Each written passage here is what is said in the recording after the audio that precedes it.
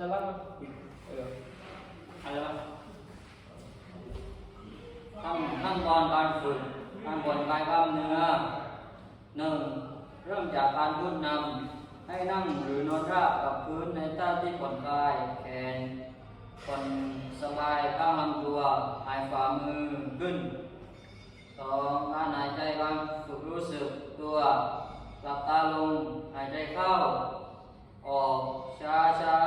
ลึกๆ3 ครั้งเป็นการหายใจที่ผ่อนคลายรับรู้ถึงการผ่านเข้าออกของลมจากจมูกไปจนถึงท้องและการขยับของท้องทำต่อไป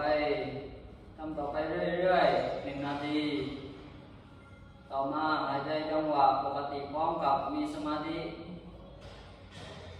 ที่การนับและการหายใจ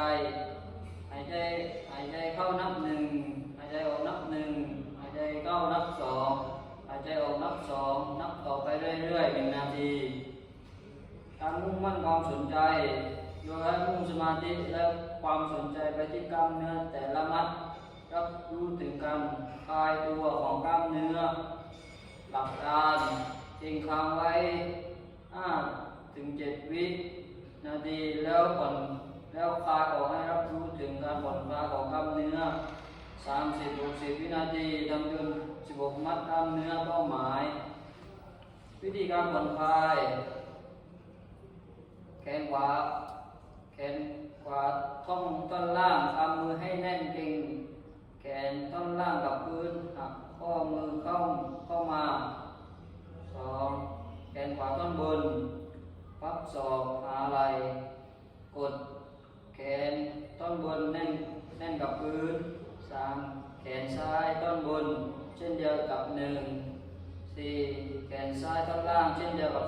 2หน้าบ่าการเลือกคิ้วให้สูงที่สุดเท่าที่จะมากได้โดยที่ตายังหลับอกหน้าส่วนกลาง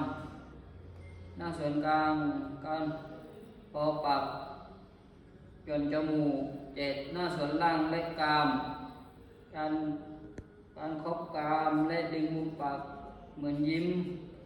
8คอกดคอและไหล่กับพื้นให้แรงการพูดเพื่อผ่อนคลายหลังจากผ่อนคลายกล้ามเนื้อทีละมัดจนครบ16 มัดแล้วให้เก่งกล้ามเนื้อพร้อมกันค้างไว้ 5-7 วิแล้วคลายความรู้สึกถึงการคลายของกล้ามเนื้อทุกมัดสำรวจกล้ามเนื้อต่างๆให้รับรู้ถึงการผ่อนคลายของกล้ามเนื้อ 2-3 วิขั้นสุดท้ายของการฝึกปฏิบัติให้นับถอยหลังจาก4ไปหา1เพื่อปรับสภาพและเตรียมความพร้อมเมื่อนับ4ให้ขยับขาและเท้าเมื่อนับ3ให้ขยับแขนและมือเมื่อนับ2ให้ขยับข้อศอกและศีรษะเมื่อนับ1ให้ลืมตาพร้อมกับความรู้สึกที่สบายแล้วนับ4 3 2 1